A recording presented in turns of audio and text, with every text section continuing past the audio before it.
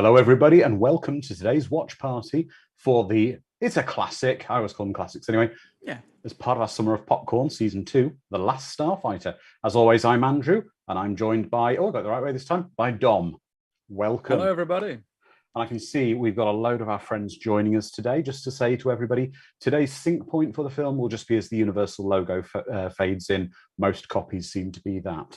So let's go through and do a quick roll call. So over on YouTube, I can see Immortal Rimus and Robin Block has joined us. Welcome, Robin and Immortal Rimus. Robin, of course, being our CEO of Creative EC. And then over on Discord, we've got the gang joining us. I can see Mad Matt, Icy Matty, hopefully catching this on a catch up on YouTube. I know you can't join us today and you're gutted about that. We're going to miss you, mate. Lizard Man, Dedic, Calbot, Sharon, Mr. Furzel. Let's go through a few more. What else have we got? Phonic, Brainwire, Green Raptor. I think I said Calbot already. Fraglord and Edward the Black Prince. Okay, everybody. Well, that's if I see you pop up, I'll say hello to you anyway during the watch party. Oh, and Wildstar2199 is here on YouTube. And James Hellier, welcome. Thank you, James. Yes, you can hear me. We double-checked everything before we went live this week, just in case. I also just want to say, as you know, recently we released In Search of Tomorrow, and our director, David, had a certain someone pop to his house. That's right, Lance Guest, the star of tonight's film, popped over, and Lance wanted to say to everyone, enjoy tonight's watch party. You're going to have a blast. And just, you know, he's super appreciative of how much love we give this film and him. So thank you, Lance. Okay, everybody. So I think everyone's just about getting nearly queued up. Dom, when did you see this film first? I think this is one of the few times where I do genuinely remember seeing the film first and it not just being pre-programmed into my brain. It was one of those movies where the VHS cover was something that drew me in more than like any stories about it, because growing up in England, I didn't know anyone really who saw this film. No, it's not had as much love. I mean, we were just discussing that. Discussing that before we started. Just to answer a couple of YouTube questions. Welcome, Space Dinosaur. We can't wait to watch this in a couple of minutes with you. We'll get you, if everyone queues their copy up, as I say, just as the Universal logo fades in. More is saying, has there been a 4K collector's edition released of this film? There is a 4K transfer, and the Blu-ray, the collector's edition Blu-ray, is mastered off that 4K transfer, but it's not a 4K transfer on the Blu-ray. It's a 1080p Blu-ray. So people are discussing about this film at the box office. Well, there's a very interesting thing about this movie at the box office. Originally, it was released as part of a double bill to theatres in America, which is something they don't tend to do now, with another science fiction-ish film called Cloak and Dagger. That's what I'm not familiar with. It's a very interesting one. I do like it. It's basically the story of espionage with Atari video games with Dabney Coleman and the kid out of E.T. in it. Ooh. It's a very interesting film. Oh, Miss Phil's saying he loves Cloak and Dagger. I saw it a while ago as the first time, and I really enjoyed it. It wasn't a film that really got any love in the UK. And Neil saying, did anyone else discover this movie on the Movie Channel? I think I saw it on satellite TV first. Right. I'm chatting so much, let's get the movie underway because we've got a great intro. So everybody, on the count of 5, 4, 3, 2, 1, press play. Here we go. Do you know one of the things I love about this movie is the score? I think the score is incredible. Craig Safran, is it? Safran. His score for this movie is just brilliant, absolutely brilliant. It's so just nostalgic. The Lorimar logo, and it's a sci-fi military march, isn't it? It feels very inspiring. Yeah, it is very inspiring. So we did a bit of digging on this, and on what we call terrestrial TV, network TV in the UK, The film really was given very little, if any, love. To date, it appears to have only been on network TV broadcast 4 times since it was released.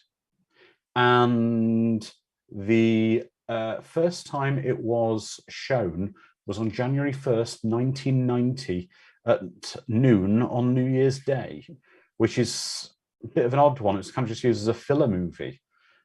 So it hasn't had a great deal of love on broadcast TV in the UK.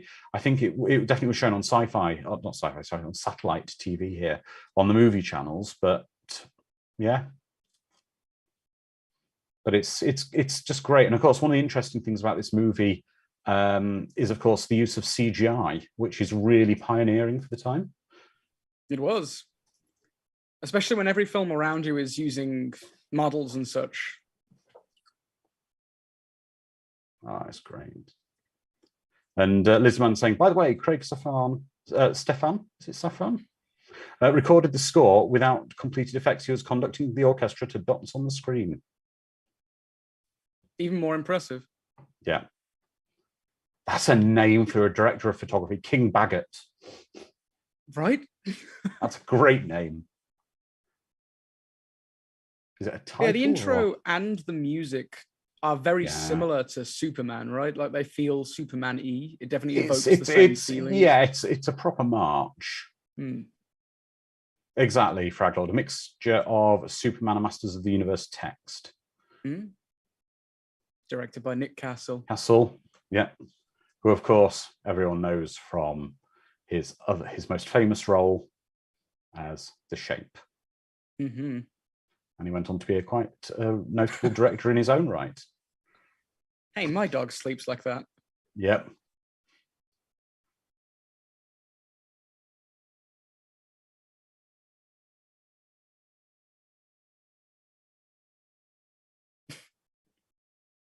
Poor cat.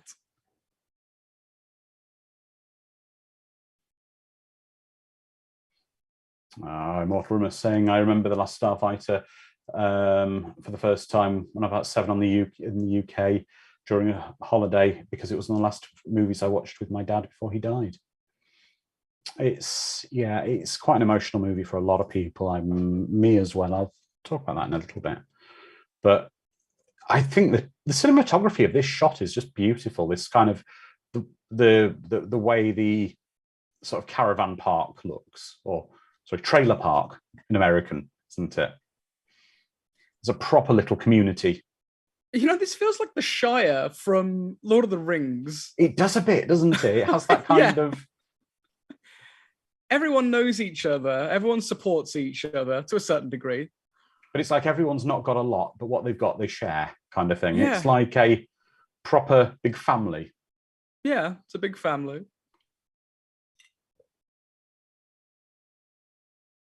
Everyone has their jobs to do as well. Exactly, Sharon.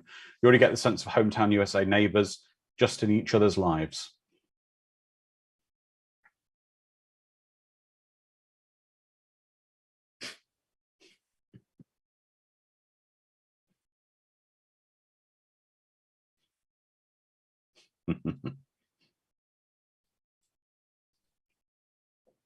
She's going to get hyper if she can't see her soaps. For stories. She needs her stories. Yeah. We all know someone like that, don't we? Yeah. And she was also in Night of the Comet as well. Maggie was.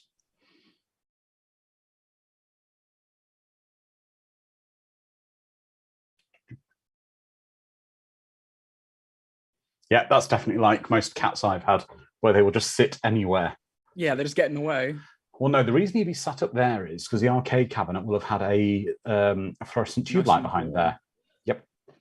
For like a strip light at the top for the marquee bar. The last Starfighter like logo design is so cool. Oh yeah, it's really cool. It's really, really cool. Now, this is an interesting thing that is mentioned later in the movie. If you look, the Starfighter logo contains a sword. And it's hinted later in the movie that Centauri was Merlin. Oh, snap. Because there's something about swords and stuff and stones.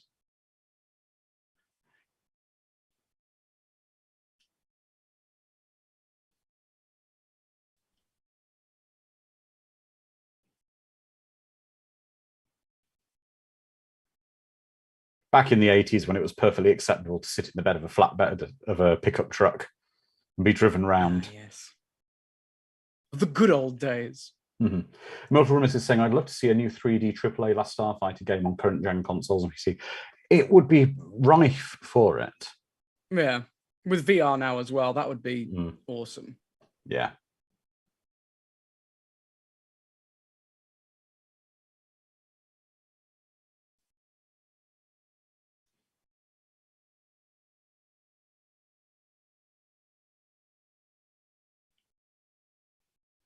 Yeah, that pickup truck does. I think it's inferred that his associates, because I don't think they're all his friends. I don't think they're all his friends. I think they are supposed to be a little more wealthy than him. Ugh, getting ragged on by a guy in a pickup truck. A guy in a pickup truck with a cowboy hat called Blake. Yeah. Ugh. But the actor who played Blake has actually been in a few things. He was... His face does look familiar. Peter Nelson was the actor, and he was Brian in V. There we go. That's where I recognize him from. That's right. He was Brian in V. He was the visitor who impregnated Robin Maxwell. Now, I want to know how that story finishes. So that will be something we will be picking up at some point for the second part. Whenever has a positive character driven pickup truck? It's always the choice of... No. You probably won't know this one. Colt Seavers in The Fall Guy drove a pickup truck everywhere, and he was a very positive character. And I'm sure the people on Discord who are as old as me will remember that. Got that quick. Robert Gonzalez says, this movie is one of the best descriptions of never give up on your dreams. Yeah, I mean, I think for me, it's very much the whole thing of, I was of the right age when this movie came out. I was the isolated computer geeky type kid who was obsessed with his video games and computers and everything, and to know that that could be a gateway to something better. And in some ways, it has been don't give up on your dreams, even for me, because with my life, I started with computers very young. I was sort of bullied for it in school, for sort of having this obsession with computers and technology, all that. And now, I'm in my 40s now, and I've turned that, by not losing that faith with the belief of sticking to my guns, I've become, I like to think, a reasonably successful senior computer consultant for a big Microsoft partnered company. But that all stemmed from, not letting others dissuade me. So it is really stick to your guns and don't listen to people. But there we go.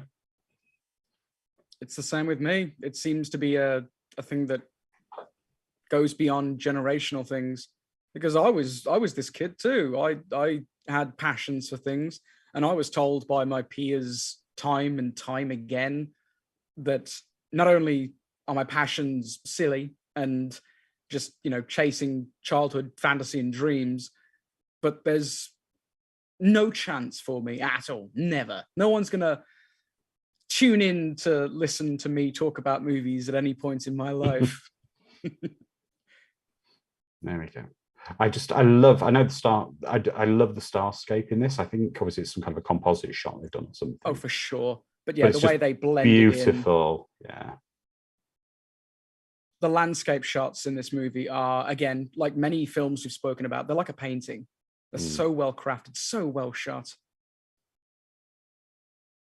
Well, Jamie Lynn, welcome over on YouTube, saying, I love the movie, but always chuckled at how the whole trailer park neighborhood took an interest in Alex playing the arcade game. Well, I guess if that's the only arcade game in the place, and everyone's had a go at it and whatever, and it's a community, so everyone's rooting for each other. They do seem to be, as is shown, a community that doesn't seem to have a lot, but what they've got, they support each other with, which is great. Yeah, it's a support network, and everyone roots for everyone else. Yeah.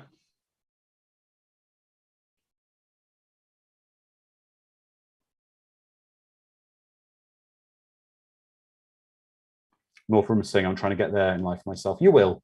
Just stick to your guns.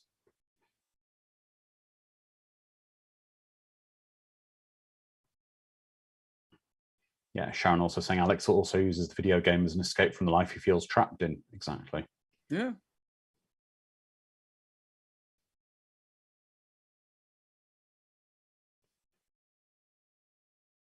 We all have that something.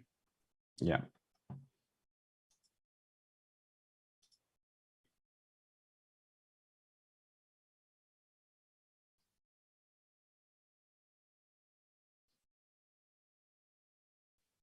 Yeah. Lizard Man. This scene is recognizable to people who played arcade games back in the day and gathered around to watch gaming wizards get major high scores. I remember just crowding around some dude playing an arcade shooter and being enthralled by how good he was. That's right.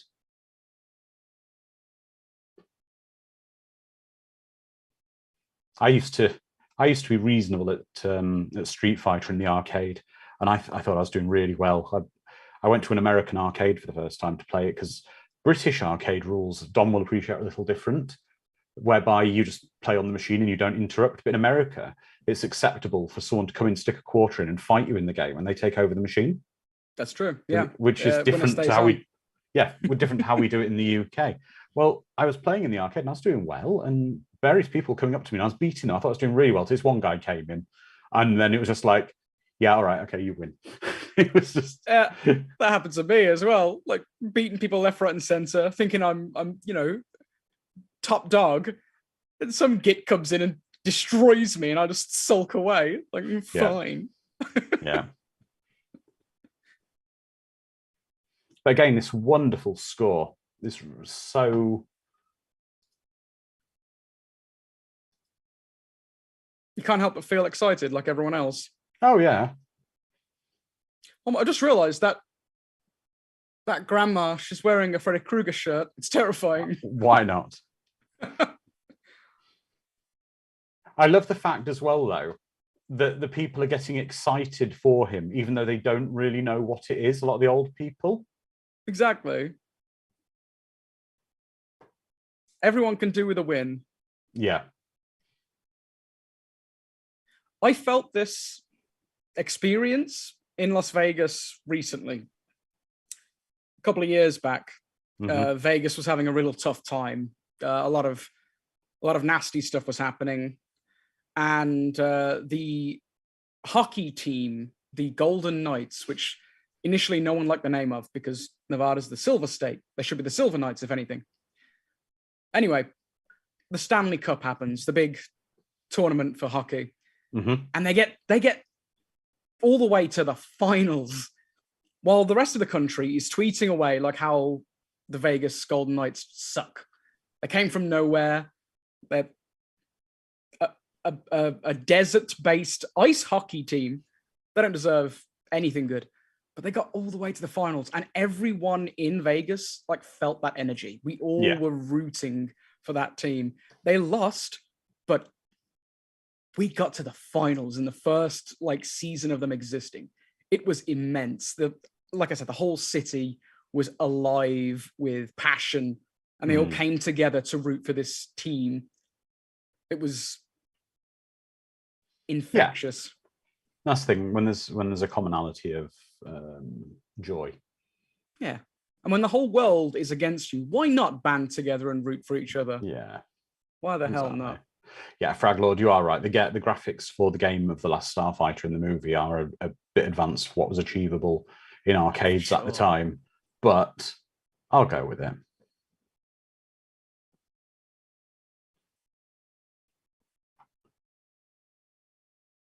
Oh, I would kill that kid for doing that to my blinds. Don't touch the blinds. Just ripping them to shreds. Yeah. My mother said when we were young at one point, we had Venetian blinds, they're called, aren't they? Horizontal blinds. Mm. That type called Venetian. And the other type we have now are we've got vertical blinds, which they come straight down. I remember my mother saying when she had the Venetian blinds, she was trying to keep the house clean. She was nearly crying some days trying to keep them clean because they're dust magnets. They are, yeah. They also bleach in the sun, I've learned. Lizardman saying, I had some blinds in the old house we lived in. God, those things sucked. The metal crinkly ones, I don't know whose house it was, but as a child, I remember vividly clicking, like flipping it, inverting it, and then reverting it again and again and again. And I remember someone telling me off for doing it. I understand why. And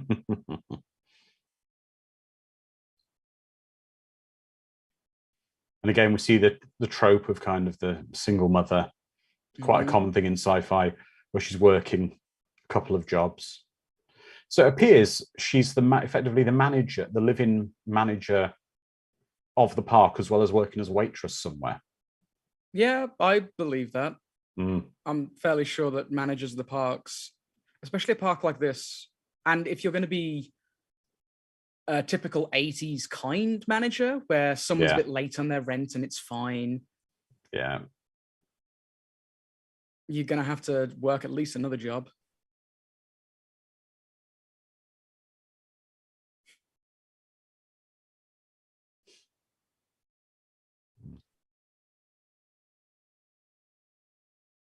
Ew.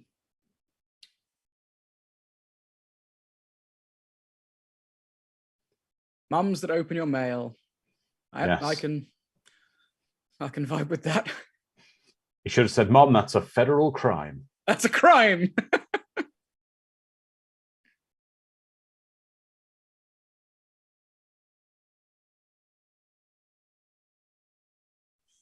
No, Lizardman saying, the old college rejection down. No, it isn't. It was, from my understanding, it was for a loan to enable him to go to a college further away because his mother couldn't afford it. He'd been accepted, and I think in a partial scholarship. Like I say, it's a loan rejection letter, I believe. So it's victory just being that far away from you.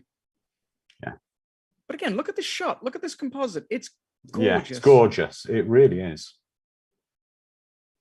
There's something so inviting as well about a neon sign like that. Yeah. That's why we at Vegas, we have lots of neon signs. Come on in. I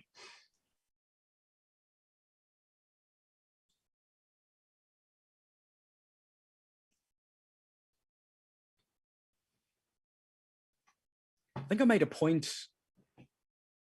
One of the very first things we did with an advisor circle way back, seems like eons ago now, when I did a mild analysis of this flick. And if you change the music when the car pulls up in a second, well, later on actually, it could be a horror film because the way it's shot, the lighting, it's here we go. It's kind of creepy. And it can so easily go from being whimsical to terrifying. Well, what's interesting is, so this is called the Star Car. And it actually featured in Back to the Future 2 at one point after this movie. I believe it. It was parked. I'm going to post some pictures in our Discord. The DeLorean station wagon. It appeared in a few scenes in Back to the Future 2. But many years after the film, it ended up in France, and it's currently being restored because someone did this ungodly thing to it. Why? Doesn't need to be red. It's silver. Silver's spacey and futuristic. Exactly. Everything's chrome in the future. Yes.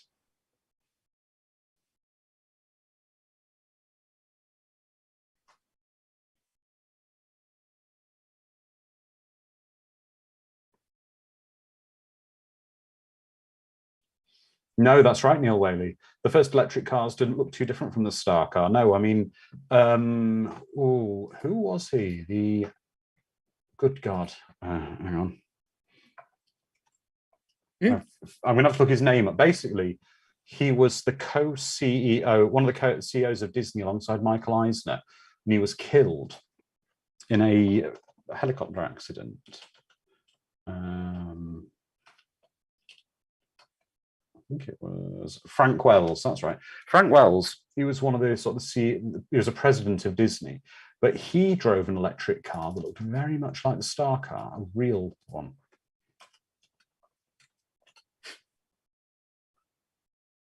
Could have ended up to Vegas, and I could be the Starfighter this day. Trying to find a photo of his car.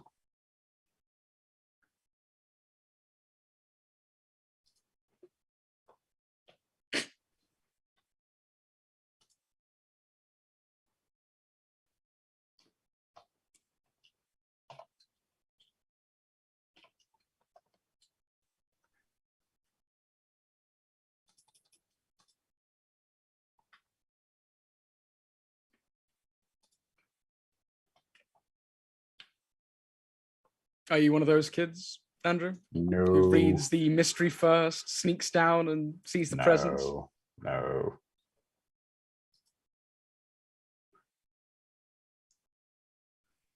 Century is such a cool character, science fiction name, but he's basically, I mean, he's just so amazingly play. Oh, he is such a fun, kind of cheeky, but got his heart in the right place. Yeah. By Robert Preston, basically recreating his role of the Music Man, I believe. Music Man in space. I believe that's what Nick Castle said he wanted. Yeah, but that's why it works. It is.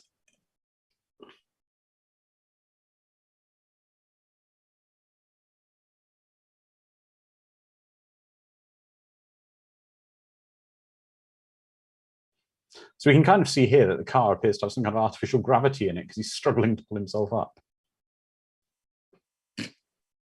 Look, they did it before Mission Impossible with the rubber removable faces. Well, before the movies. Yeah.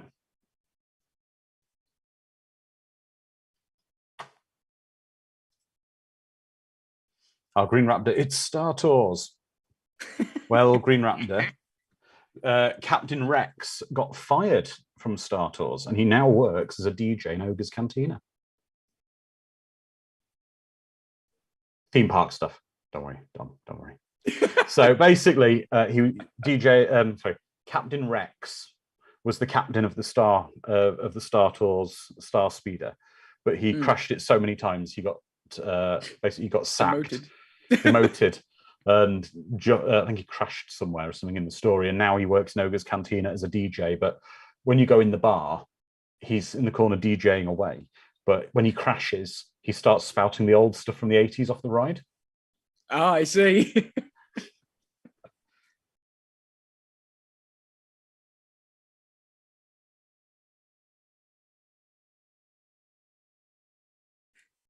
Put this movie in any other time,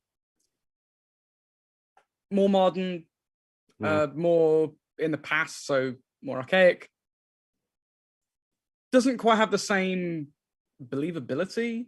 Like a kid in the 90s, for example, is told nothing but stranger danger. Do not enter the car of a stranger. Even when you're, a teen, young adult about to go to university, you wouldn't get in a stranger's car just on someone's hearsay. Well, is this where Alex should be concerned? He's going to wake up in a space travel lodge in a bath of ice with his kidneys missing. Yeah, both kidneys removed. Yeah. Now, here's a question for anyone watching this. This movie is obviously CGI for the space effects, etc. How would you feel if this one was remastered with modern CGI? I think I'd be okay with it. Yeah, remastering the CGI and nothing else, I'd be okay with that. Yeah. It's not like it's replacing the practical effects with CG. No.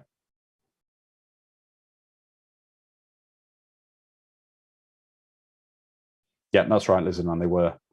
I mean, they were using a Cray supercomputer at the time, which was incredibly expensive. It was such a big computer; it had a sofa built in it. Why aren't computers built like that nowadays? Come with a sofa. Exactly. That's what I need. And the OG CGI isn't terrible. Neil Whaley says the film's a time capsule. Leave it alone. Hmm. I'm very surprised, though, there's not been any fan projects where someone has re-rendered all of it. Just Immortal is saying this is one film where the remaster can be okay. It's kind of a bit split. Yeah, it seems to be split.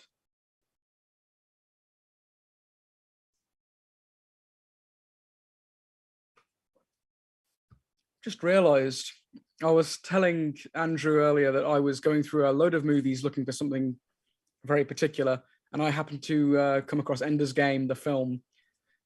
Read the book as a when I was younger, of course, and I mentally put the space cadet place. This is what it looks like in my head. It looks like this film. These are nicer than any border patrol I've come across. Yes, exactly. Edward the Black Prince says the CGI is stunning for the time, but it is dated and that can't be denied. But it is what it is.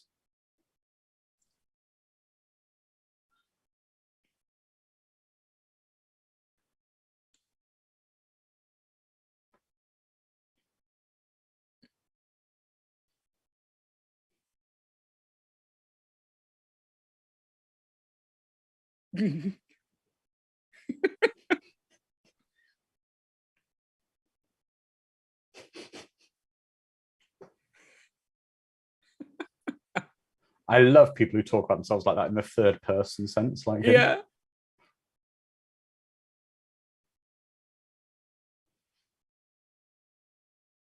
Mr. Furzel saying, "Damn, Lewis." Took him all of what, an afternoon, an evening to rummage through and find all of his dirty magazines.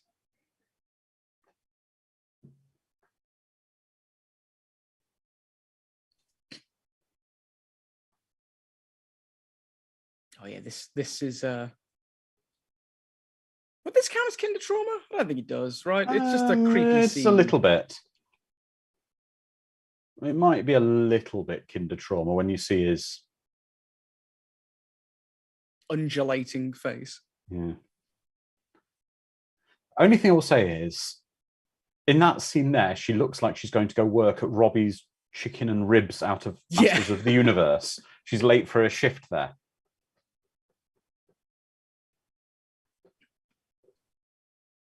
Ooh. There is something about that that's a bit... It's too close to the uncanny valley. Mm.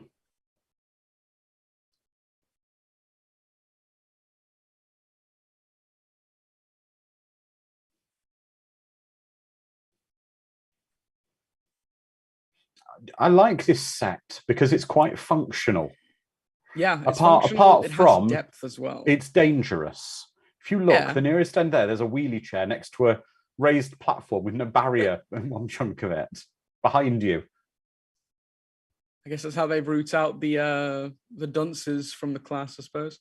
Mm. Natural selection in practice.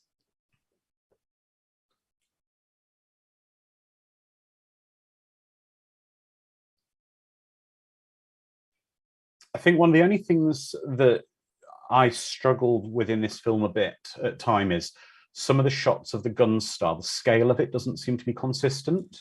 That's true, yeah. This shot, it's very hard to tell how big they seem there.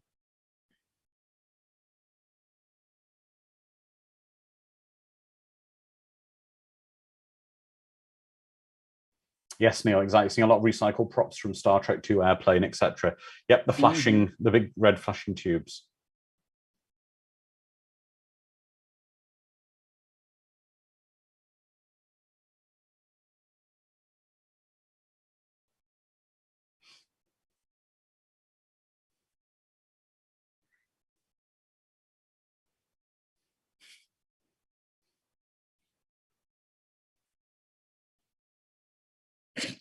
Which one of these alien recruits do you vibe with the most? Which one of these do you want to know more of?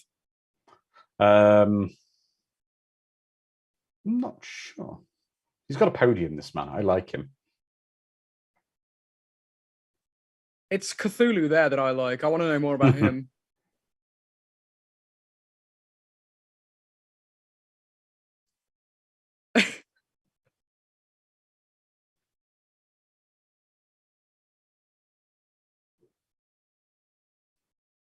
Hideous creature.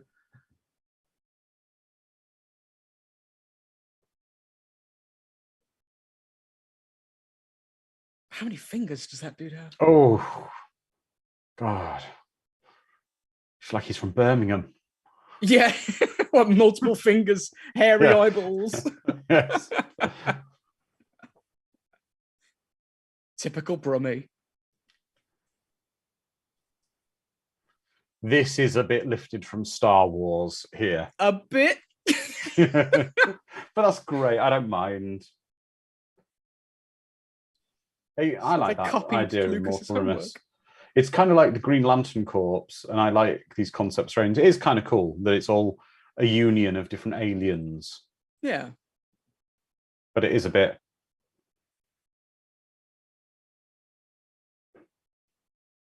If the Kodan Armada can fire a proton torpedo down an exhaust port... I've just realized they have like basic wheelie office chairs to sit on. Why not? I don't know how I've never noticed that in the past.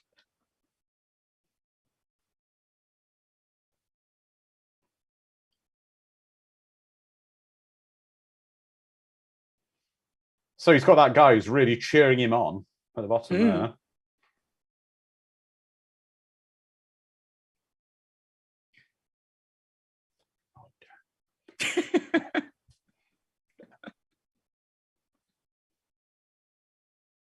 Come on, can we get the Discord shouting victory or death, please? And on YouTube, I want the audience shouting it as well. I want neighbors to be concerned about us. Yes, I want everyone shouting it.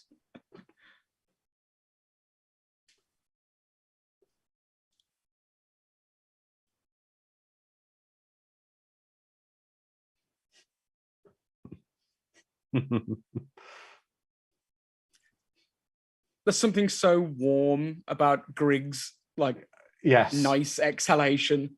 There really is, considering that Daniel he's played some horrendous characters, real nasty pieces of work. Yeah.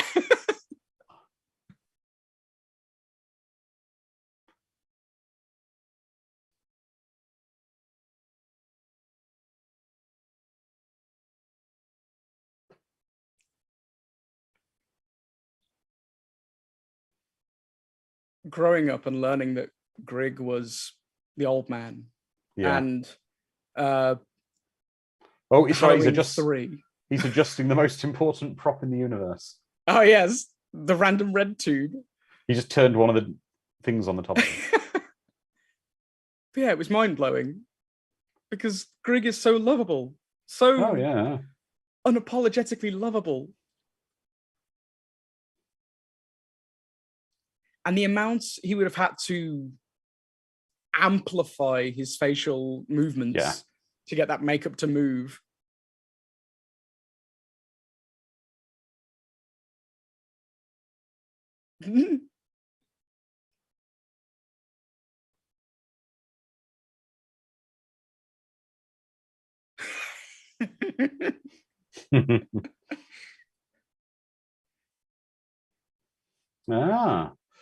Neil Whaley says, the Alan Dean Foster novelization provides a lot of details regarding the history of the Frontier Zur and his motivations for power.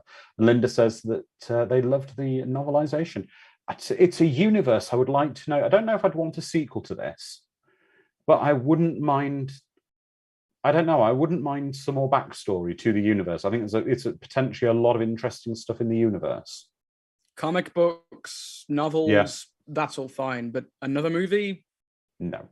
I'm too cynical these days.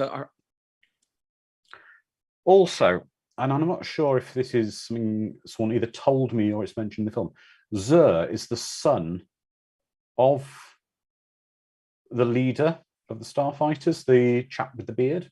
Yeah, that seems accurate in my brain as well. So he is. I think in a minute he calls him father or something. Quite possibly. there we go. There you go. That's why then. We're not crazy. It's not a Mandela effect thing.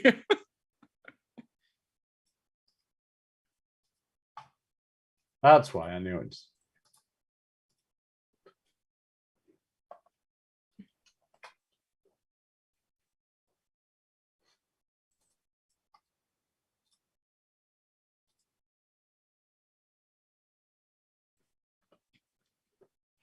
I like the fact his son is putting on a mock kind of British accent.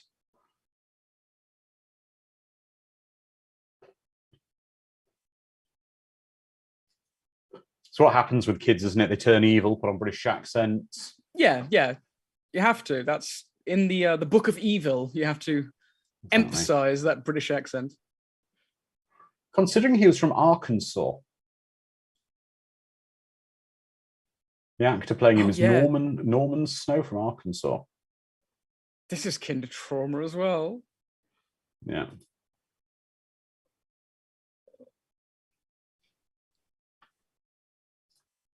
Oh. Now, can you imagine if he had the same gremlins we had last week and you didn't get the sound for the first few minutes of it? So we can't hear you. Your stream's messing up. I wonder if that scene though was at all that spy torture death scene was an inspiration for that similar scene in Galaxy Quest, which was inspired by a lot of sci-fi movies. Love Galaxy Quest. Galaxy Quest is tremendous.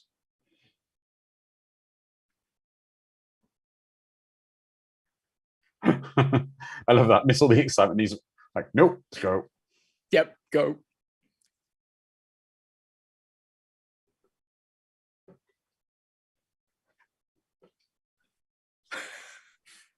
Yeah, Fragold says he must be inspiration for the torture scene with Saris. Well, Mortimer is saying, wondering if this did inspire Galaxy Quest. Well, I watched the Galaxy Quest documentary, not the Never Get documentary, YouTube ones. Very good, by a chap called Rowan Coleman. I really recommend some of his YouTube videos. They're superb. And he explains that Galaxy Quest was inspired primarily, of course, by Star Trek, but a lot of other sci-fi movies.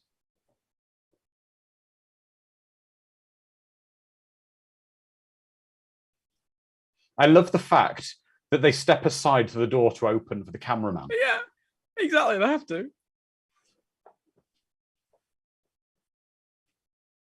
I'm getting Doom Marine vibes from them. Been playing too much Doom recently. I will talk like a robot. Yes, exactly. Lizard Man's there, complete right. I love how the Kodans just absolutely can't stand Zur. Like they just find him increasingly annoying.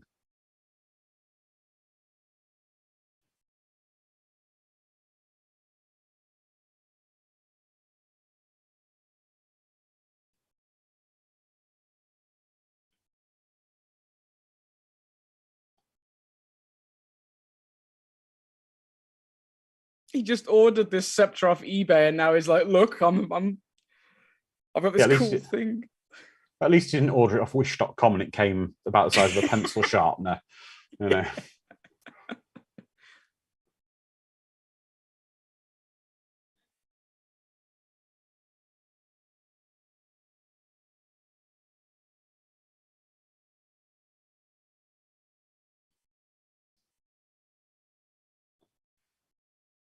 It's like, come on, Zur, speak with your real accent. Stop putting on the faux British accent.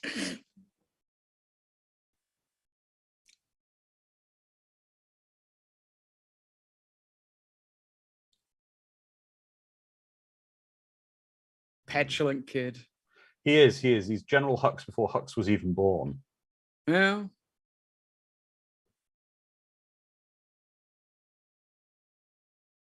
Yes, more promise. I've been to the Prince Charles before. I saw Superman the movie with channel friend Oliver Harper there a few years ago. It's fantastic. I know Robin, our CEO, is a big fan of the Prince Charles.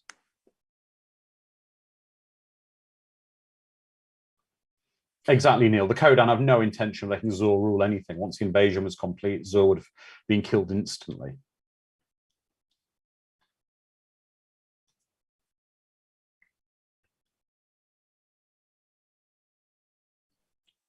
Mm.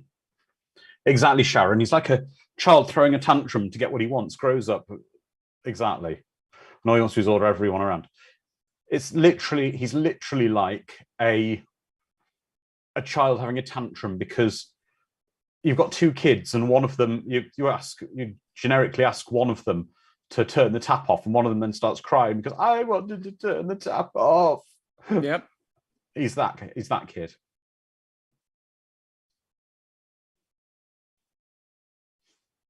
Very cool though, with the even CGI here. And it looks like they don't get I don't think they can get a Gunstar out the base, can they? Oh. Sinister lighting. Yeah. I love the design of the Gunstars, but like I say, the only problem is with the CGI here, potentially is the scale isn't, it's difficult to get a sense of scale for how big a ship they're supposed to be. Yeah, that's true.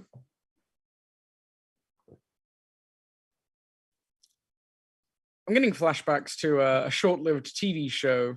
Wasn't that short-lived, actually? I think it went on for 4 seasons, called Reboot. It was one of the early yeah, I know CG TV I shows. I didn't like it. It was one of those weird Canadian things. Exactly, I was Sean. the right age for Reboot. I loved it. Yeah, exactly, Sean. The ships look too clean. It's again CGI limit to the times. There's not a lot of texturing. Okay, now I just realised he's pushed the sword bit back into his scepter since we last saw it. Yeah, so he can pop it out again. Yeah. Reboot's been rebooted. Yeah, he pushed it in purely so he could angle it. Is he secretly when he's not? Is he secretly when he's not like on like talking to people? Does he go like push it against the end of a cabinet or something to push it back in? And they're looking at him. Holes in all the cabinets everywhere. Yeah, and everyone's looking at him like, oh, why has he got to do that?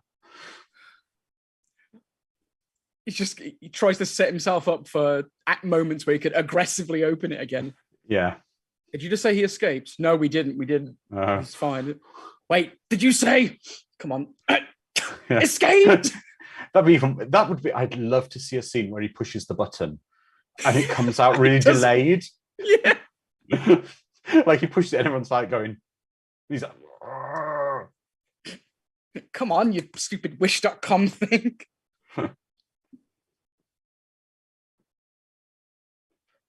Yeah. It's one of those calculators. Exactly. Fraglord saying he should have a clam phone with an antenna so he could smack it and jam the antenna after threatening people. Exactly. That is him, though. He is his dark helmet alone in his room. Neil Whaley, good point. Why is Alex walking off into the desert instead of following the road? Maybe, I don't know, maybe he knows a shortcut. Maybe he knows the area. Maybe he just wants to get as far away from Centauri as he can.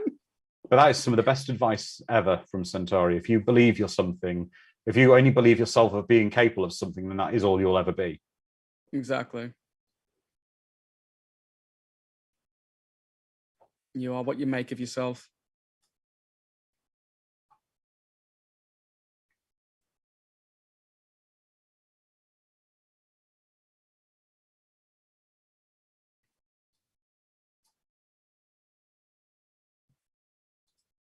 It's always such a well-lit area, this bit of the trailer park. Whew. Yeah, that was a slap. That was a slap. That was like a crack whip slap. Yeah.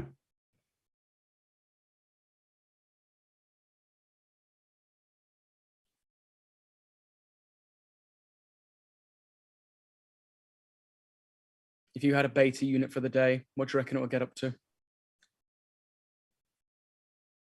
I'd probably get him to do loads of DIY around the house I'm moving into for me. Do some of my chores. Yeah, do some chores.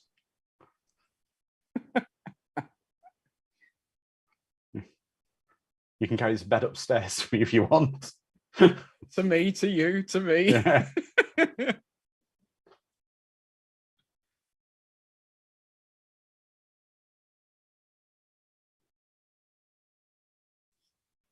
That's right, Lizard Man. He tested so well in the screen test. They did reshoots to add more of him, which is why Beta's hair is a little bit odd. Different, yeah. Yes. Get a haircut, right? Yeah.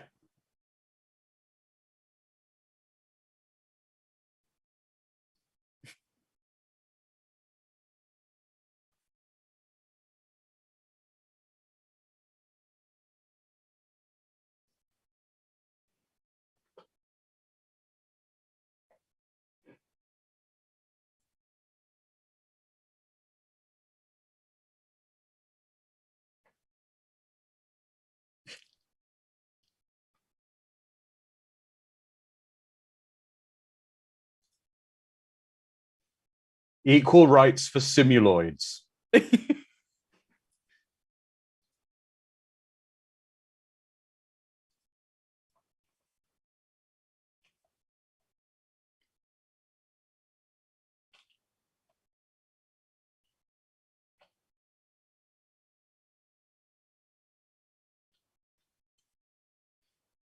There he is. Mark Alimo, exactly. Thank you, Mad Matt. Yep. Gul Dukat himself. Unfortunately, the machine kind of scuppers his disguise rather quickly.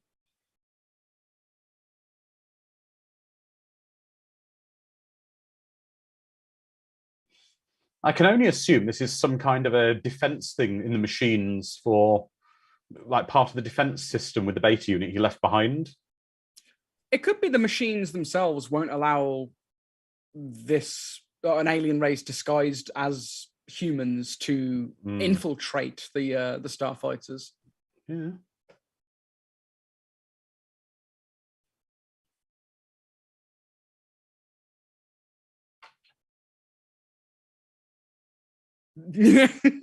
I love this scene.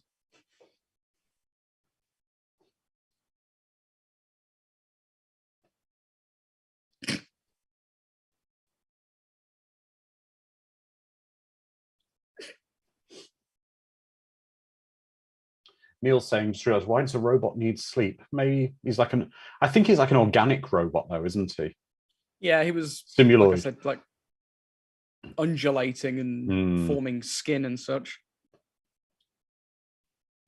Maybe some kind of a clone more than a robot. Like in what's it called? Sixth Day, where they have like a blank body that you're imprinted on.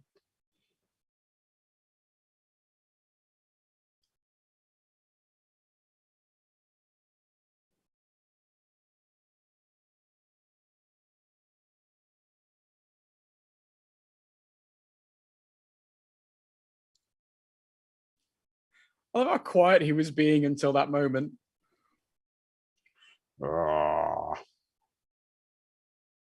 Again, another Brummy, just casual affair. Yep. That's okay. He's got a board with a nail in it. Yeah, got 2x4 with a nail. That's right.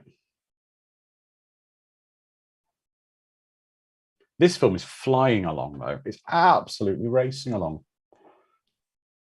Like a lot of the other films we've been speaking about, the pacing is top notch. Yeah. And I think because modern movies now seemingly need to be like 2 hours before they get chopped up a bit, a lot of films forget that like a solid, quick pace benefits the movie half the time.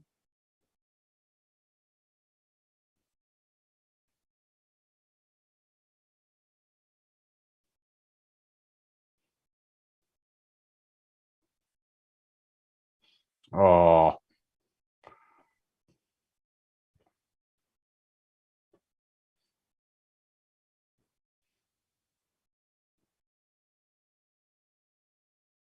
Even the guns are kind of a cool design, aren't they? Yeah. In fact, if you ever played the video game Dead Space, it looks like Isaac's plasma cutter. It's this weird square box thing. Looks very functional. Never forget the double tap. That's right, Mr. Furzel. Never forget the double tap.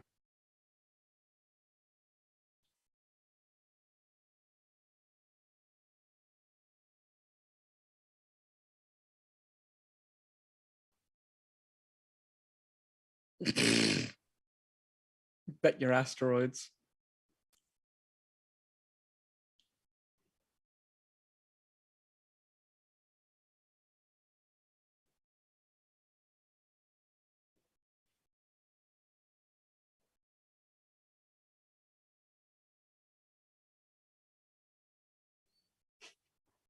So I've got to be honest, something about the star car that's really cool is it's got the gull wing doors.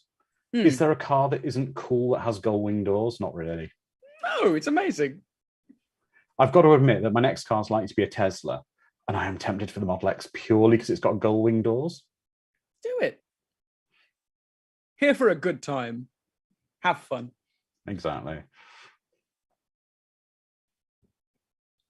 Exactly, Mr. Furzel. The double tap would have solved the problem. Yep.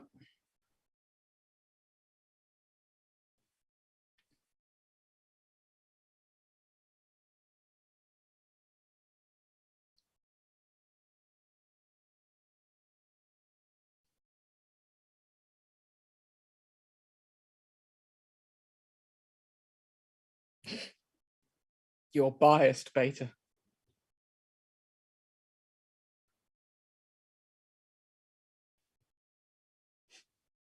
So which video game would you have conquered to be taken up and become a Starfighter? I used to be pretty good at Star Fox, or yeah. What was it called in the UK now? Lilat Wars? Star Wing, the original one was. On the show my age, on the SNES.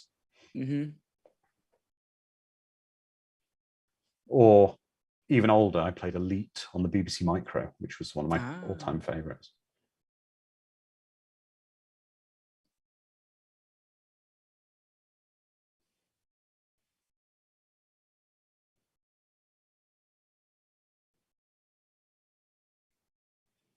Also, big props to them for re-rendering the scene. The base isn't as well lit.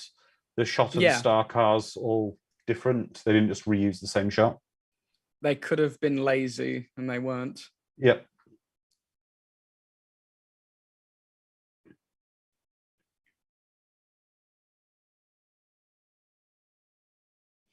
Immortal Rumors saying, "Oh man, I wonder when we'll see a new Star Fox game on the Nintendo Switch." Well, one of my friends, her husband was the voice of Fox in Star Fox Adventures.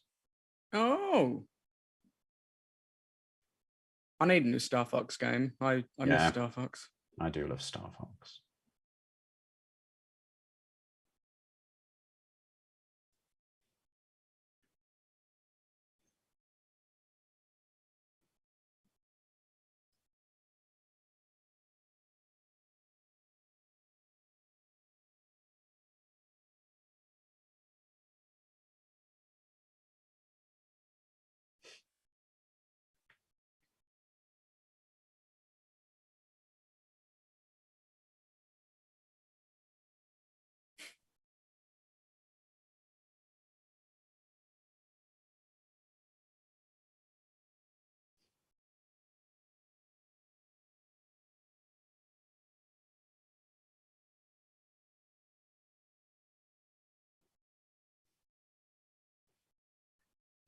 Got a point there. Yep. Never hurts to be rich. I do love that though. The whole, I did it for the greater good, but it never hurts to be rich.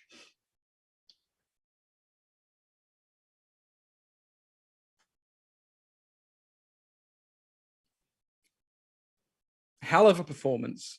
Yeah. Hell of a performance that he's been in it for what, 3-4 scenes, and you care so deeply. It hurts when Centauri's taken away. Yeah. But it's also, we can now see kind of Alex is now changing mentors between Centauri and now Grig.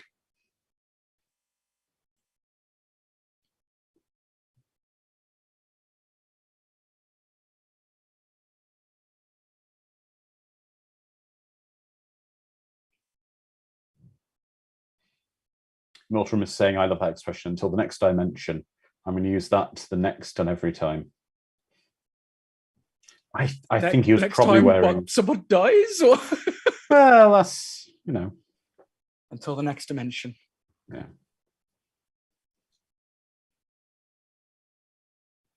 Oh, that was such an 80s and early 90s thing where comics and cereal would come with stickers and kids would put stickers on everything. Everything in their room. I had a wardrobe covered in stickers. Who else had a wardrobe covered in stickers when they were a kid? And now if you saw your kid doing it, you'd be like, don't put stickers on your wardrobe. You'll ruin the finish. I have so many stickers and pins from certain things that I have no idea where to put them.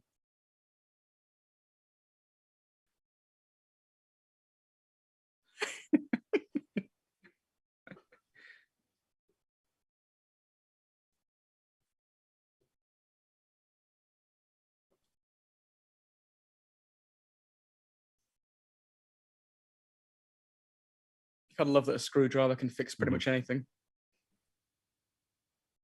Sharon's a cool mom. I let my daughter put stickers on our coffee table for the past 10 years. It's now a work of art. That's probably pretty awesome.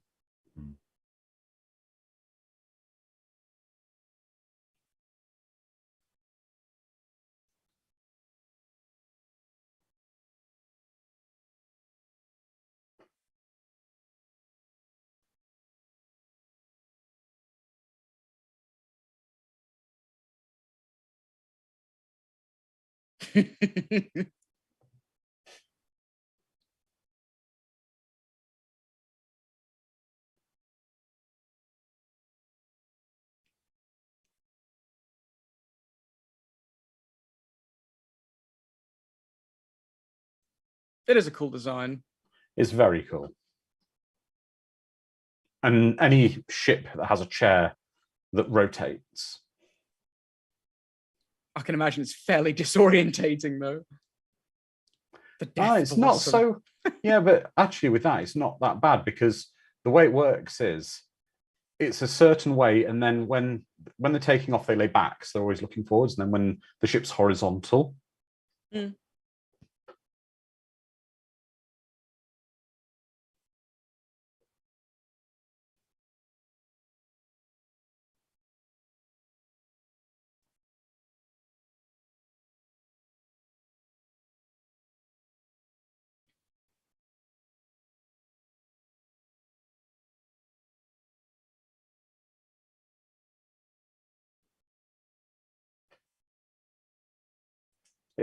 Do you know what's crazy? My car's got a heads-up display on the windscreen, on the windshield for the Americans. It's not quite the same as that, but it does display all information about the car while I'm driving. And it's exactly the same principle that you can only see it if you're looking dead ahead. Yeah. So again, it's the xenon mist they're putting in cars these days. Xenon mist in my car. But it's cool that technology is kind of catching up to some of these ideas. Yeah.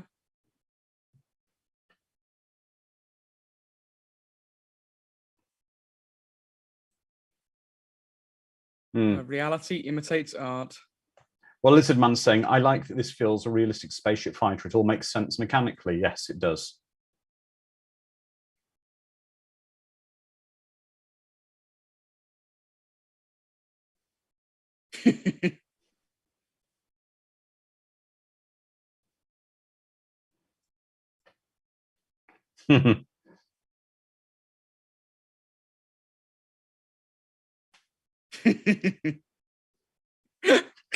One.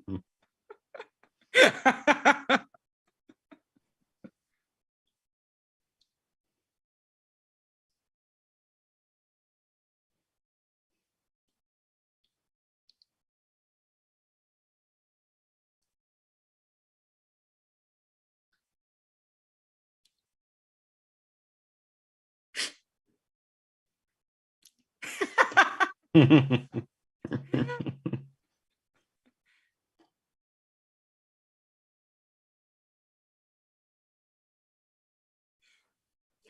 just who you want as your co-pilot, isn't it? As your navigator. Yeah. This is where he announces, "My family's dead and I want to join them."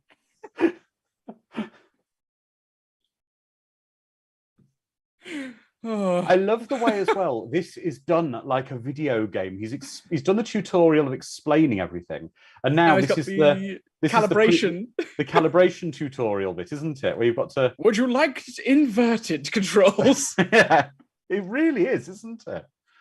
It really is. It's like again. I wonder if that's influenced video games, modern video games, where they have.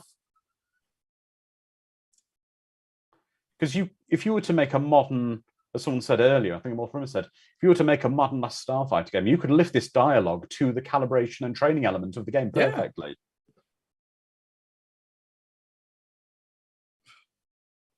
I do love all the spacey like phrases that they use.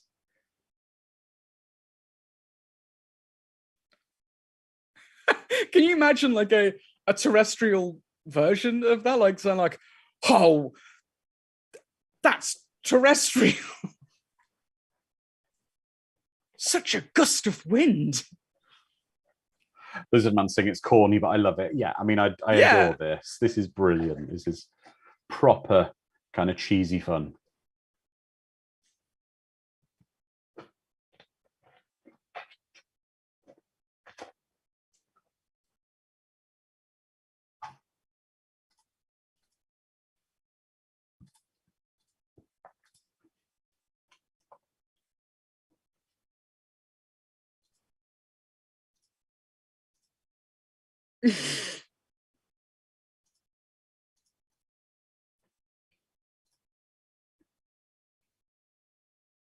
Your hair looks kind of weird. Are you okay?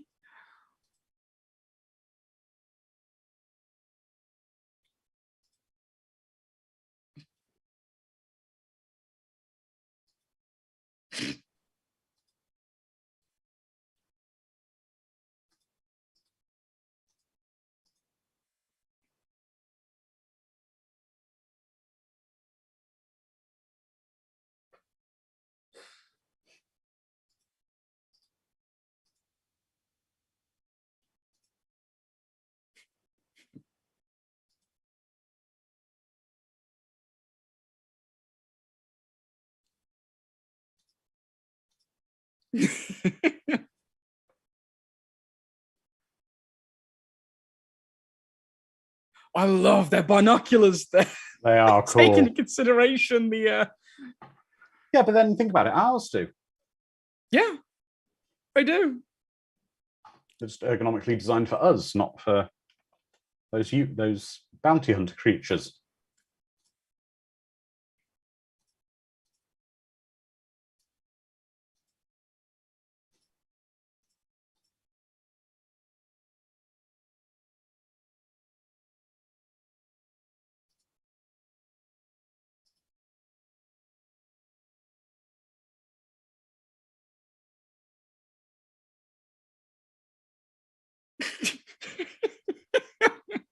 The frontier.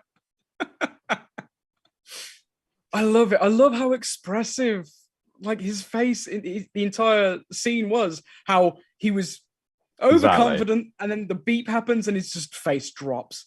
The fact that he can perform through such thick makeup, it's incredible.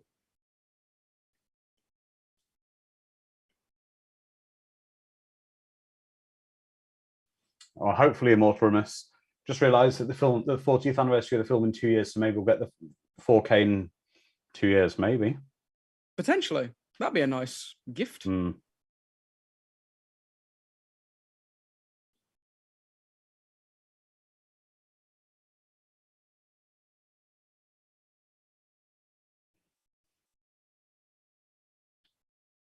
My first question would be, what's a click?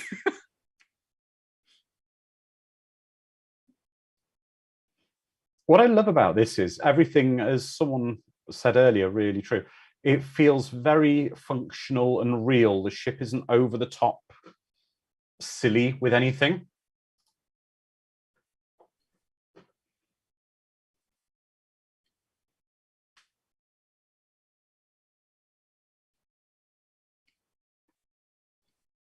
I also love the fact that these ships have got sensible gun turrets on them, as opposed to so many movies where you see a fighter and it just has guns that can only fire forwards. The whole ship has to that way. The whole ship has to turn in order to shoot. Yeah. Rather than ships having gun turrets that can.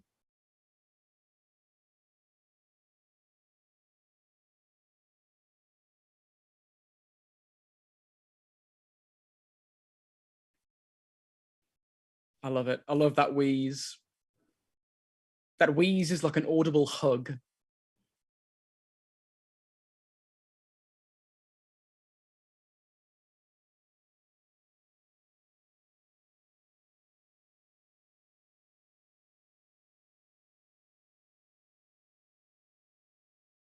Yeah, they could use some more textures on some of the stuff on this, but again, that's the CGI at the time was rather primitive. It's incredible what they did with what they had at the time. But yeah, absolutely incredible. Yeah.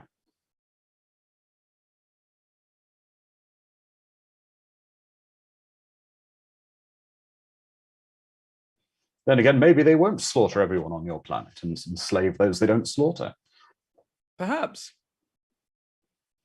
I actually also love the way that the spaceship moves in space, the way it moves as a spaceship. Too many shows have spaceships flying around like they're in an atmosphere, Airplanes. like they're planes. Yeah. Where everything has to always be moving forwards. I love the fact the ship just floats there and can just rotate round. And it's again, that's something I think a lot of Star Wars is quite guilty of, where we've seen effectively every ship in space act like a plane. Yeah.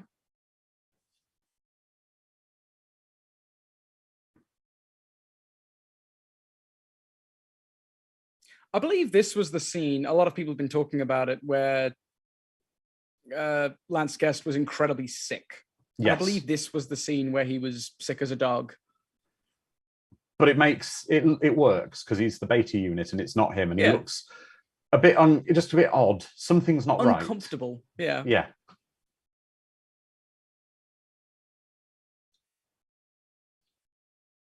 He does look like he lost a bit of weight for this scene.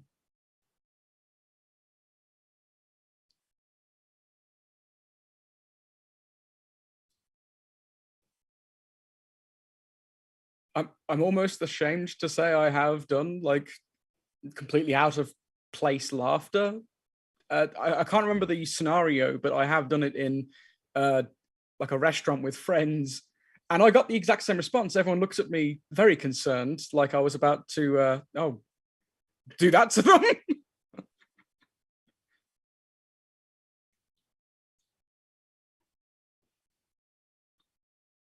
Yeah. Mm.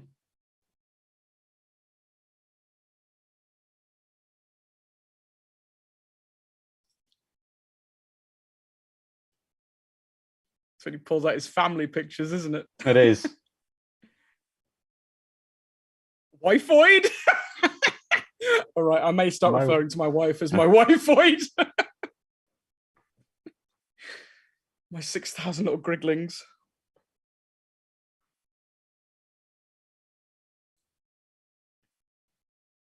It is shown. It's a digital picture frame. It's very cool.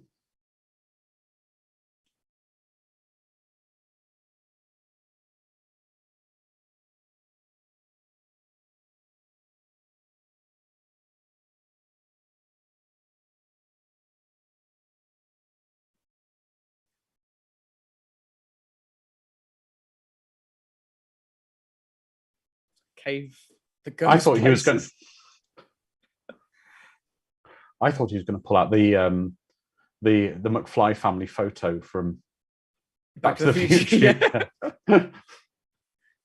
Wifeoid is better than waifu. Yes. Raptor.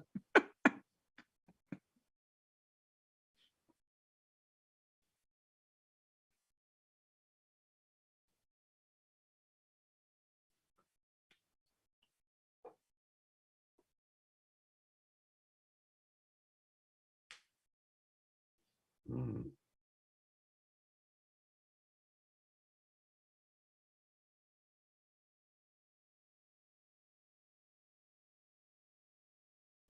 Wink. Mm-hmm. No starfighters left. Mm-hmm. Yep.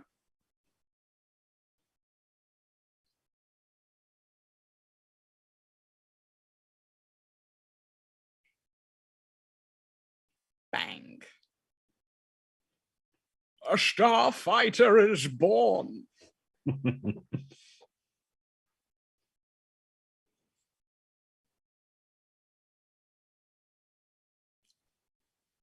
It does feel very similar to Tron for the graphics, Sharon, but I honestly, it just makes me wonder how many video game designers were and writers were inspired by this, because even the commentary where he's effectively playing a computer game of someone saying, come on, one more, shoot to the left, go left, and giving that narration as he's fighting with it.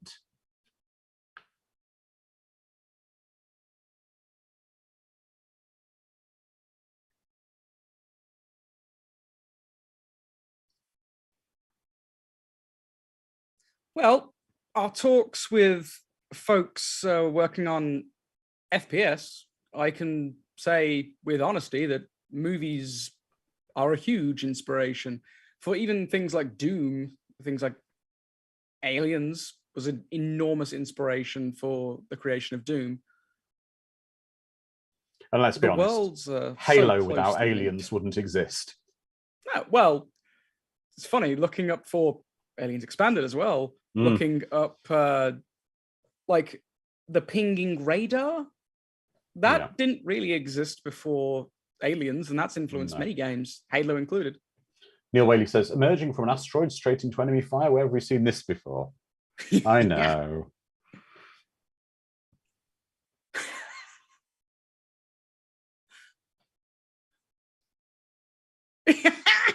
I'm kind of new at these gland games.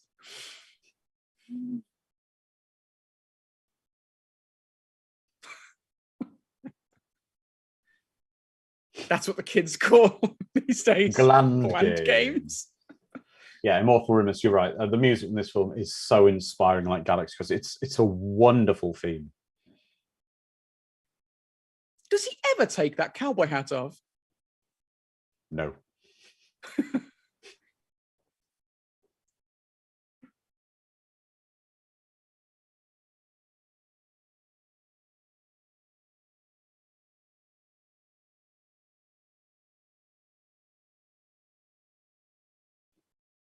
Women don't believe this corny crap, do they? Oh my. I don't know.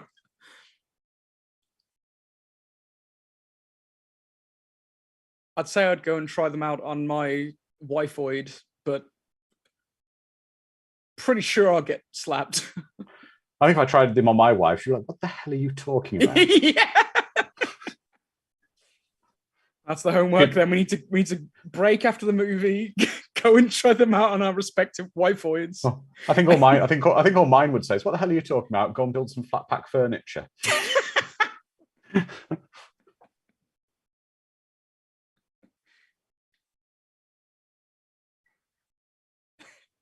Oh.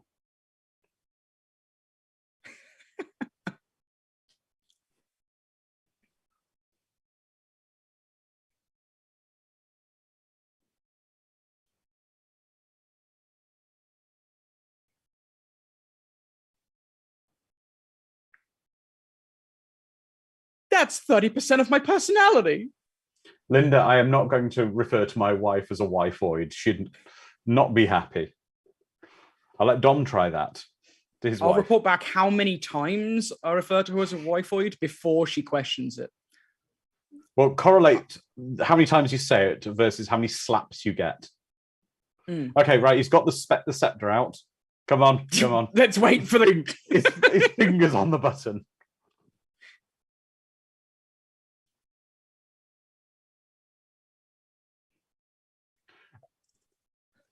With Zor and the the Kodan Armada. Do you ever think the Kodans are treating him? It's like bring your child to work day. Yeah.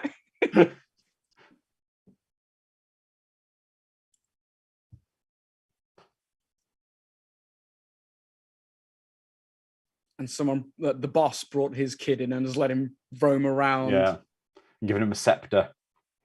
Yeah. You're my minions for the day. Yeah, you're in charge of his dad, who's the boss. Gone. You're in charge of sceptering. There you go. Here's your scepter. You don't do anything unless I tell you to. Daddy said so. Yeah.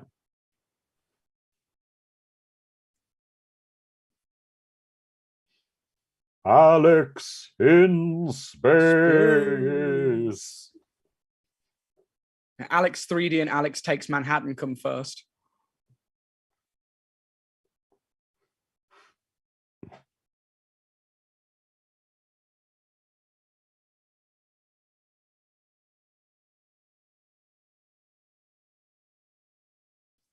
Come on. Come on. He's got his finger on the button. He's got, yeah. He's like, come on, give me a reason to push the scepter. Just quit teasing us, push the button already. Ooh. They did it. They said the name.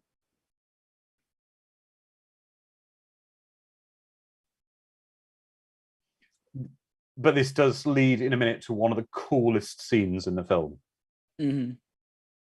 One of the coolest shots. Come on. Oh, he's dead. Come on.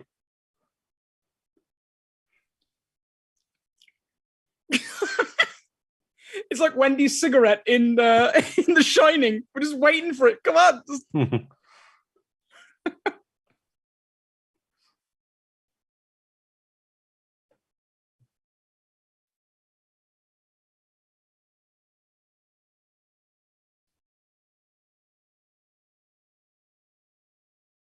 Yeah, Lizard Man's right. Beta is very dedicated to his job. He really is.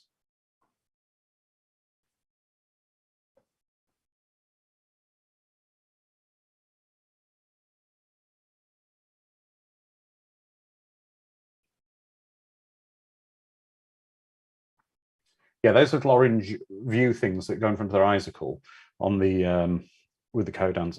Now that's interesting. We can see his dad. I wonder if his dad's supposed to have passed on. This shot, I love this. That is such a cool shot. Explosion in the background. Yeah, I love you. The wind blowing. And...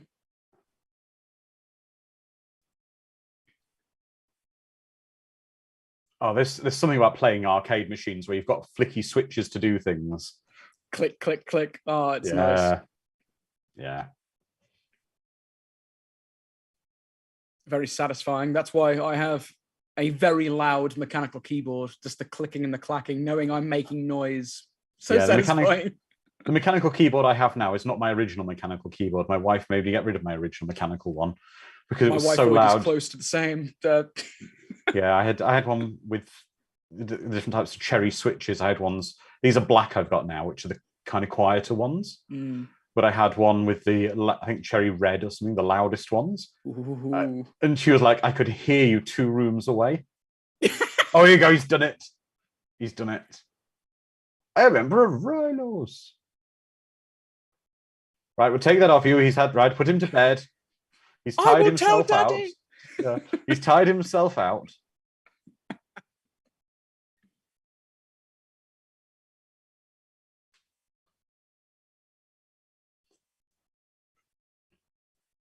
To be fair to the Kodans, the Kodans, they're not underestimating the last Starfighter here, though. Definitely. They do perceive it, even the one ship, they perceive it as a real potential threat, and he takes his job seriously. There's no arrogance about him like Zur. Oh, he put the end of his scepter away, so he gets to. Hang on. Hang on. He gets to... Oh, no.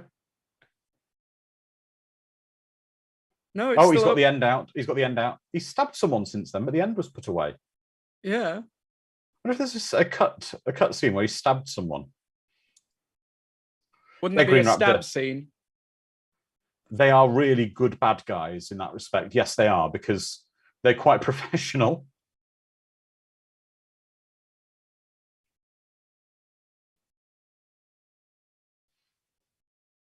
It's like a pantomime now. He's behind you.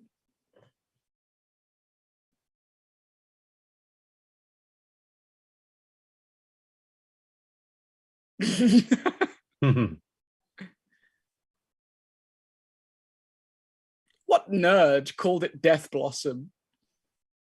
Because it's like a blossoming flower, isn't it, of death. How cool is this, though, with It is very cool. the gun star and the petals extending?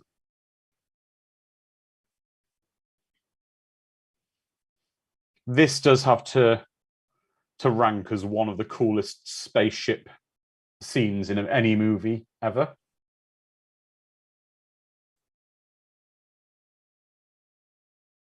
Got a feeling Basically, it's like a smart bomb in a game. You've got one to use at a certain point. Yep. You have to wait for everyone to get in range.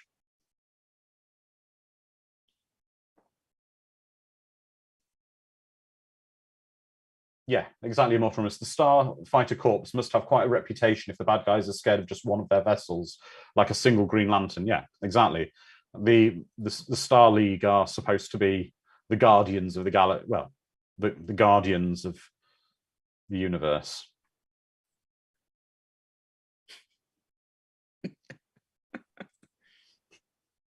Death Blossom is terrifying.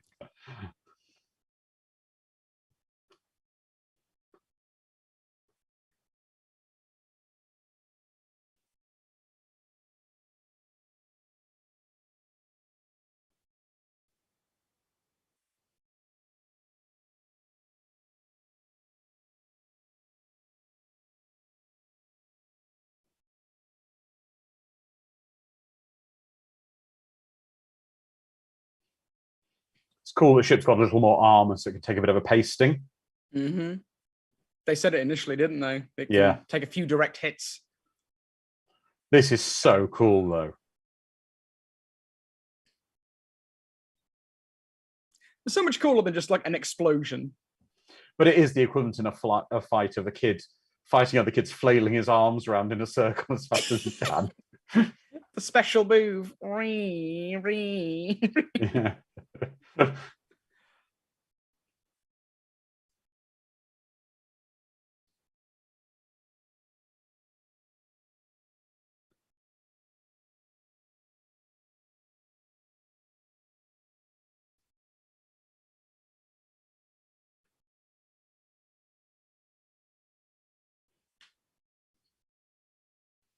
Oh, this is such a cool scene in a minute with him.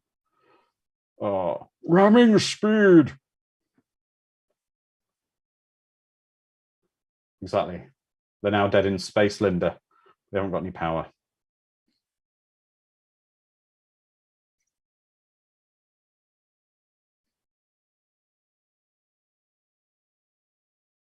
Well, you're not going to need life support if they hit you. True.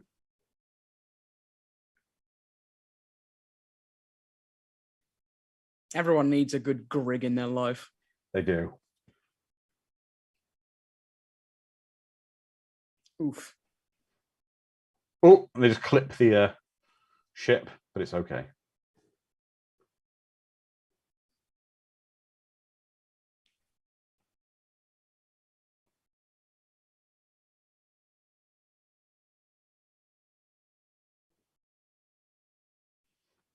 This is one of the coolest moments, the coolest death scenes in any movie ever.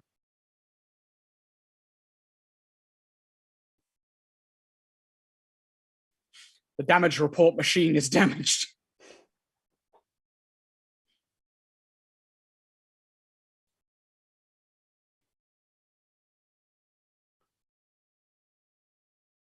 I just says, what do we do? He just goes, We die. just completely accepting of his fate. That's just awesome. Exactly, Yeah. Lizard Man. We die a rare show of dignity for an 80s villain. There's no screaming. There's nothing like that. There's Literally. no, I'll get you, last Starfighter. No, exactly. This is now again where I see that I have a bit of a weird scale problem with the Gunstar. Because if you look here, it's just got a ladder, and unless these people are giant on that planet. But then in the shot of the film where we see them with the platform, it's like a skyscraper.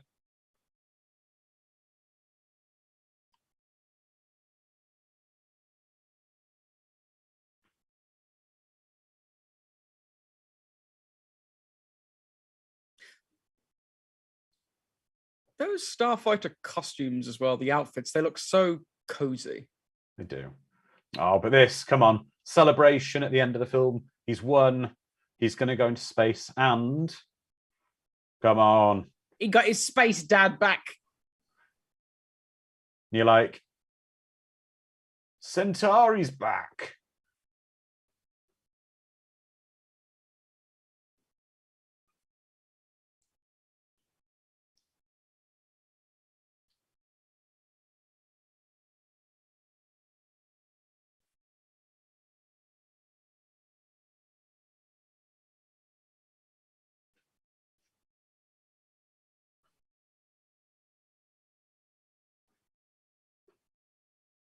Con man extraordinaire faked his own death.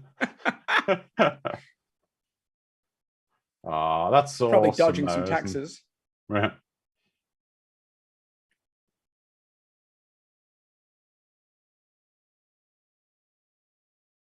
Again, everyone in the universe is guilt tripping the boy.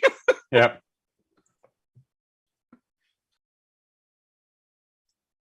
Excuse me.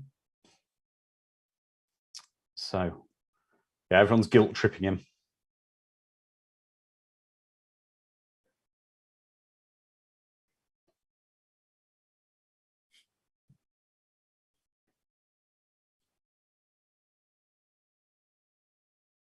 How do I tell his mum that he's a robot and he exploded in a car? It just happens. It's one of those Saturdays in Birmingham. Yes.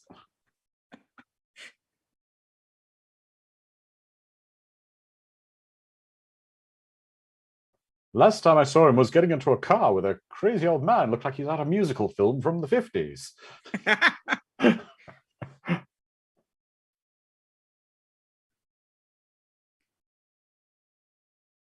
Blake says, I know some aliens. I know some aliens, yeah. And they're big lizard people with ships, and they're going to come get you. I'm going to sort you all out. Get them to batter you. Yeah.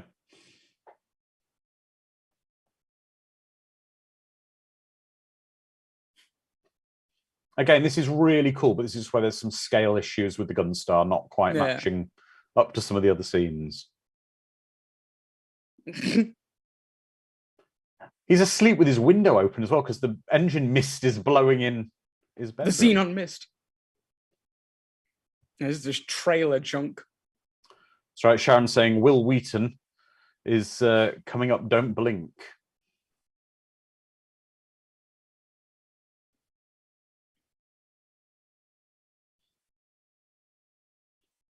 And look how huge it looks from there. Well, there's another scene as well with the elevator. I wonder if that was actually supposed to happen, that thing falling off the wall. If they just left I was just in. thinking that, yeah. Green Raptor saying, as if NORAD wouldn't be tracking this as it approaches too. They cover that off. See, it looks really, really big there. Mm.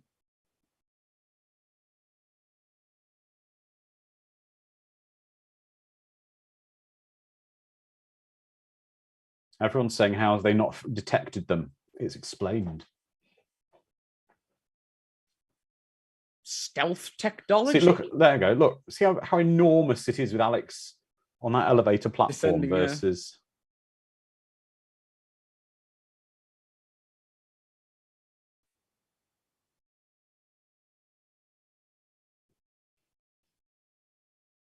They open the helmet and it's Grigg saying, unfortunately, Alex was killed. And it's Alex just faking his death so he can leave everyone behind. Yep.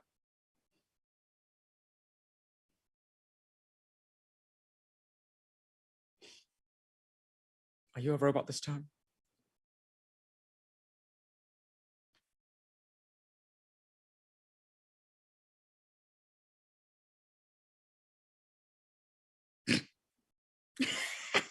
Granny with the shotgun.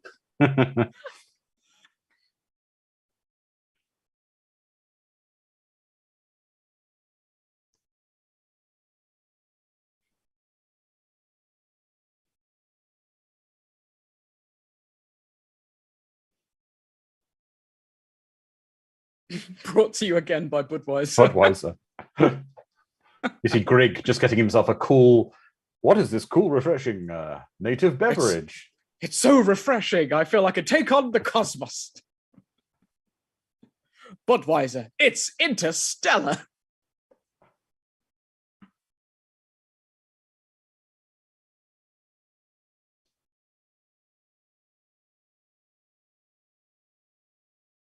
Yeah, no, Mr. Firstle, I know you don't like Budweiser's just, yeah.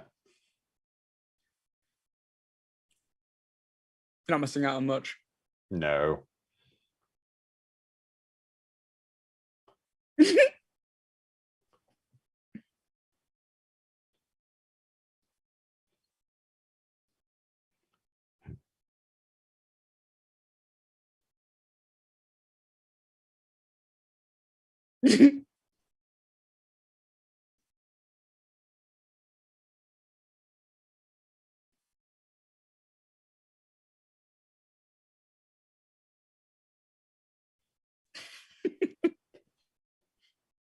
Yes, Sharon, that wasn't Elvira, Mistress of the Dark. The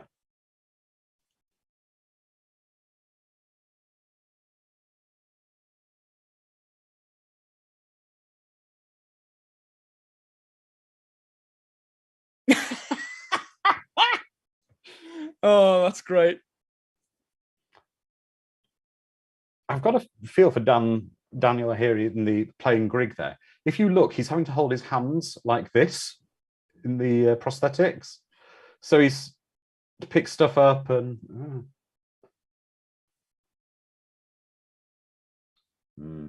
Okay, that's a really good question. Let's ask. So a couple of people saying about, have they not noticed this? They're saying about not noticing them on radar and things, but I think in a minute they say something like they're jamming radars, but they can't do it for much longer.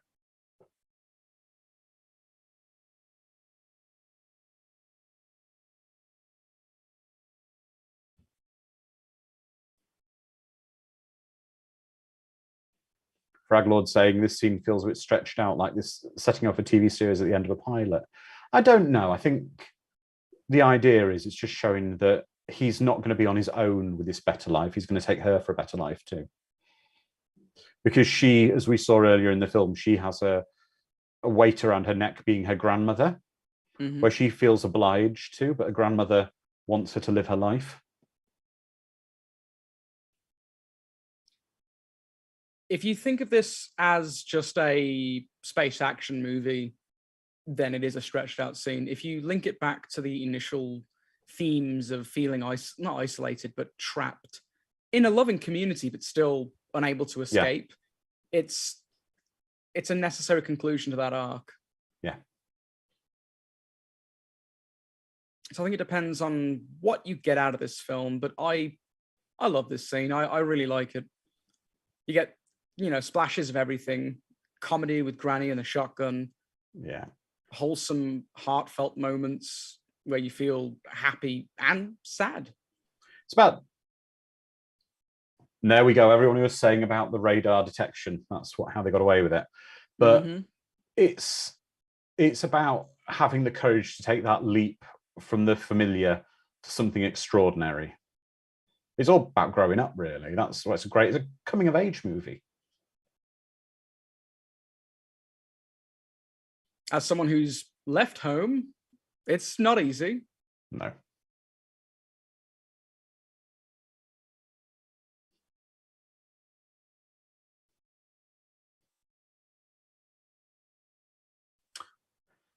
So I think I know most of our audience.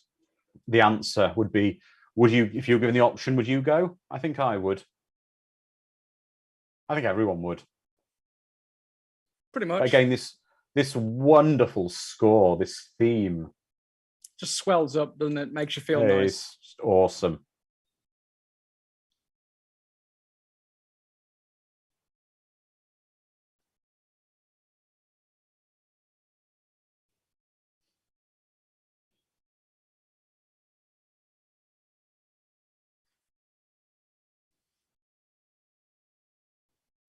I actually there's something at the end of this I really love as well, which is as the ship's taking off, we see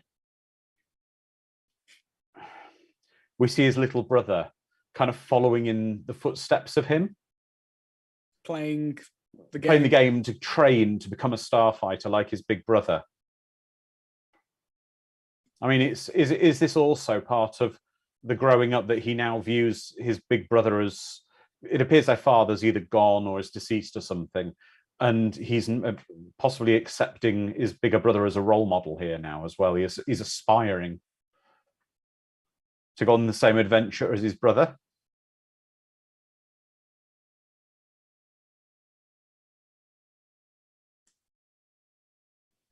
Yeah, this movie is just one big recruitment campaign for the Starfighter.